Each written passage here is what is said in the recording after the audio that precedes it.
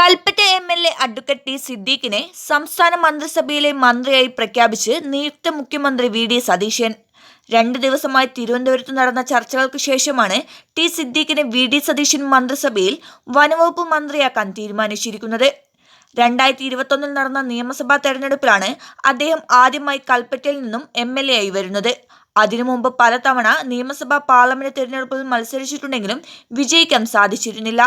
2021-26 കാലഘട്ടത്തിലെ സിദ്ദീഖിന്റെ പ്രവർത്തനം വളരെ മികച്ചതെന്നാണ് ജനങ്ങൾ വിധിയെഴുതിയത്. കഴിഞ്ഞ തവണത്തെ 5000 വോട്ട് ഭൂരിപക്ഷത്തിൽ നിന്നും ഇത്തവണ 45,000 വോട്ടിന്റെ ഭൂരിപക്ഷത്തിൽ വിജയിച്ചാണ് അദ്ദേഹം കൽപ്പറ്റയിൽ നിന്നും നിയമസഭാ അംഗമായി മാറിയത്.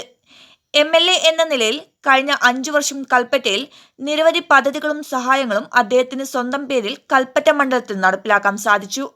യു.ഡി.എഫിന് ഭരണമില്ലാത്ത കാലഘട്ടത്തിൽ പോലും മികച്ച രീതിയിൽ പ്രവർത്തിച്ച ടി സിദ്ദീഖ് മന്ത്രിയാകുന്നതോടുകൂടി കൽപ്പറ്റ മണ്ഡലത്തിൽ അദ്ദേഹത്തിന് കൂടുതൽ വികസന പദ്ധതികളും സേവനങ്ങളും ജനങ്ങൾക്ക് നൽകാൻ കഴിയുമെന്ന പ്രതീക്ഷയിലാണ് കൽപ്പറ്റയിലെ ജനങ്ങൾ. ന്യൂസ് 1 കൽപ്പറ്റ.